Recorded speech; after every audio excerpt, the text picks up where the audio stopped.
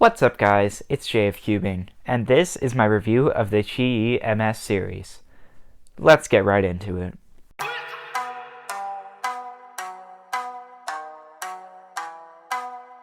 Alright, so starting off with the 2x2, out of the box this cube was really light, fast, and smooth. Turning was very fluid and the corner cutting was pretty decent.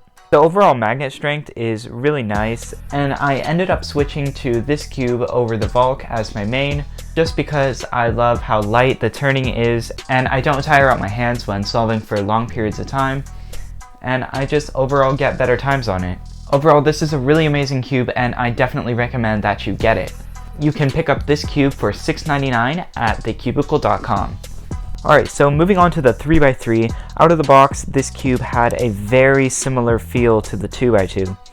It was very fast and kind of uncontrollable, so I did end up having to slow it down just a little bit, and for that I used some Compound 10, and that lubricant did a really good job of slowing it down, but also it didn't really affect the feel of the cube, which I really like, because the feeling of this cube is very similar to that of like a Volk 3, just because the turning is smooth and snappy, which I really enjoy in a cube. The magnet strength in this cube is overall pretty medium, which I think will suit most cubers just fine, and I also ended up switching to this cube over my Again X, just because I really love the feeling and the effortless turning.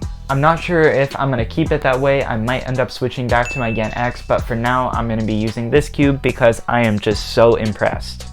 So if you're just looking for a very high performing 3x3 that's not going to break the bank, you should definitely pick this one up. I really recommend this cube. Alright, so now on to the 4x4. This cube is very consistent with the rest of the puzzles.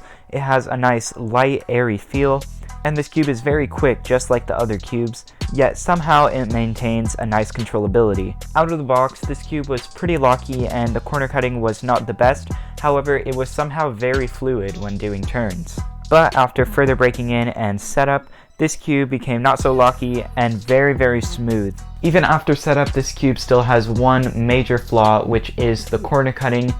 It's just really not that great on this cube. However, because of how stable it is, it doesn't really need that much corner cutting, which is why I'm still able to get great times on it. Overall, if you're just looking for a very nice mid-tier 4x4, I would definitely pick this one up, and yes, I have switched to this cube over my Yushin Little Magic 4x4M because the Little Magic was actually a pretty slow 4x4, and I'm just glad that I have a nice performing 4x4 that is very speedy and quick. If you are interested in this puzzle, you can pick it up for $11.99 at thecubicle.com. Alright, so now on to the 5x5, and I think this is the cube that I am most impressed with. All of the cubes in this series had one major thing in common, which is that out of the box they were all pretty tight, and the 5x5 was no exception. Despite this cube being very tight, it's very forgiving and the corner cutting is absolutely amazing.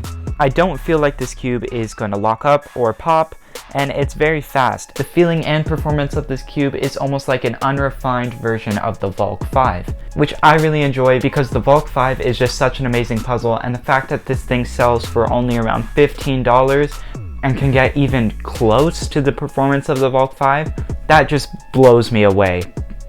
Great job Qiyi on this 5x5. Alright, so on to the last cube, the Pyraminx. I don't really have much to say about this cube as I'm not really a huge Pyraminx solver and I have very limited knowledge about what makes a great Pyraminx. However, I can say that out of the box, this cube is extremely fast and the magnet strength is overall pretty medium, just like the rest of the cubes. And the corner cutting is pretty good. It's not as good as something like the X-Man Bell. However, I find that the performance of this cube is very similar to the X-Man Bell, which I really like. One complaint that I do have is that the tips don't really lock into place that well, and if they did, I honestly don't see any point in getting a better Pyraminx. This cube performs really great. Okay, so my final thoughts on these cubes: if you're looking for really great performing cubes that won't break the bank, you should definitely pick these up. The whole set goes for around $46, so that is absolutely a steal for what you're getting. Alright, so that is my review of the Qiyi MS series. If you guys did enjoy the video, be sure to leave a like and subscribe. Also, be sure to turn on notifications so you'll be notified of new videos as soon as they come out. That's it for this video, and I'll see you guys in the next one.